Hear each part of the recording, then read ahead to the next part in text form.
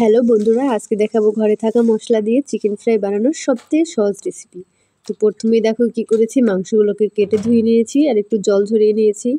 এরপর এর মধ্যে দিয়ে দিলাম আদা বাটা আর রসুন বাটা। এখানে রসুন বাটাটা একটু বেশি করে দিতে হবে। এরপর দিয়ে দিলাম কাঁচামরিচ বাটা।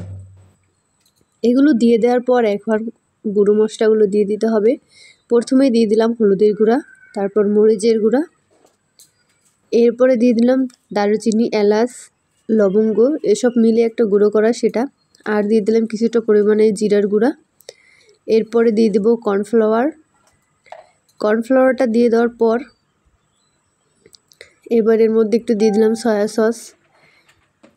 এখানে আমি খুবই সামান্য দিয়েছি, তোমরা চাইলে বেশিও দিতে পারো। এরপর দিয়ে দিলাম একটা ডিম। এবার ডিমটা দিয়ে দেওয়ার পর ডিমটা দিয়ে একটু ভালো করে মাংসটাকে একটু মেখে নিতে হবে।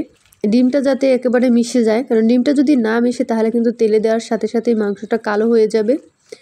এবার ডিমটা দিয়ে ভালো করে মেখে নিতে হবে। দেখতে পাচ্ছ আমি কিভাবে কিন্তু মাংসগুলোকে মাখছি। এরপরে দিয়ে দিলাম লবণ। এবার লবণটা দিয়েও ভালো করে মেখে নিতে হবে। লবণের পরিমাণটা একটু বুঝে শুনে দেবে। এরপর এর মধ্যে দিয়ে দেবো ময়দা, যাতে একটু আঠালো হয় আর মশলাগুলো যাতে মাংসের গায়ে ভালো করে লেগে থাকে। এবার ময়দা দিয়ে ভালো করে মাংসটাকে আবারও মেখে নেব। মাংসটা যত ভালো করে মাখবে তত কিন্তু খেতে বেশি ভালো হবে আর মাংসটা সিদ্ধ হবে তাড়াতাড়ি। তো এরপর মাংসটাকে আমি 1 ঘন্টার জন্য ম্যারিনেট করে রেখে দিলাম, আর তোমরা চাইলে নর্মালে ঢুকিয়ে রাখতে পারো। এরপর এইদিকে যে ময়দার মধ্যে আর কি মাংসটাকে কোট করব, সেই ময়দার মিক্সচারটা একটু বানিয়ে নিচ্ছি। প্রথমে দিয়ে দিলাম ময়দা, এরপরে দিয়ে দিলাম জিরার গুঁড়া, হলুদ মরিচের গুঁড়া সামান্য, আর সামান্য একটু লবণ। এগুলো দিয়ে এই ময়দাটাকে ভালো করে মিশিয়ে নিতে হবে। তো এইদিকে কিন্তু মাংস ম্যারিনেট করা শেষ। এবার এগুলোকে কীভাবে দেখছো কোট করছি। প্রথমে ময়দার মধ্যে দিয়ে দেবে, তারপর জলের মধ্যে কোট করে আবার ময়দার মধ্যে দিয়ে দেবে, তাহলে কিন্তু লেয়ার পড়বে। তোমরা যত বেশি লেয়ার চাবে তোমরা তত বেশি দিতে পারবে। তো আমি দেখো এক এক করে এখন সব মাংসগুলোকে এভাবে মাখিয়ে নিচ্ছি। আর কিছু মাংস আমি আলাদা রাখবো, সবগুলো আমি এইভাবে ভাজবো না, আর কিছুটা আলাদা এমনি ভাজবো। তো এই দেখো এখানে কিন্তু ময়দা দিয়ে কোট করা হয়ে গিয়েছে। এবার কড়াই দিয়ে যখন ধোয়া উঠবে তখন এর মধ্যে দিয়ে দেবে তেল।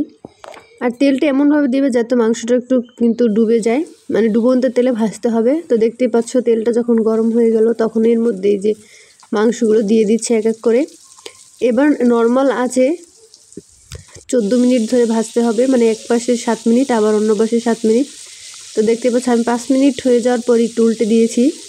এরপরে কিন্তু একেবারে ঠিক এইভাবে ভেজে নিতে হবে, একেবারে এই রকম যখন লাল লাল হবে তখন কিন্তু এগুলো ভাজা শেষ। এখন আমি মাংস ভাজা কিন্তু হয়ে গেছে, চিকেন ফ্রাই কিন্তু আমার হয়ে গিয়েছে। এবার আমি তুলে নিচ্ছি। দেখতে পাচ্ছ কালারটা কি সুন্দর হয়েছে। এরপর যে বাকি মাংসগুলো ছিল সেগুলো এখন আমি ভেজে নিচ্ছি, সেগুলো কিন্তু ময়দার মধ্যে কোট করিনি। এবার এগুলোকে একটু ভেজে নিচ্ছি, এটা একটু ক্রিস্পি কম হয়।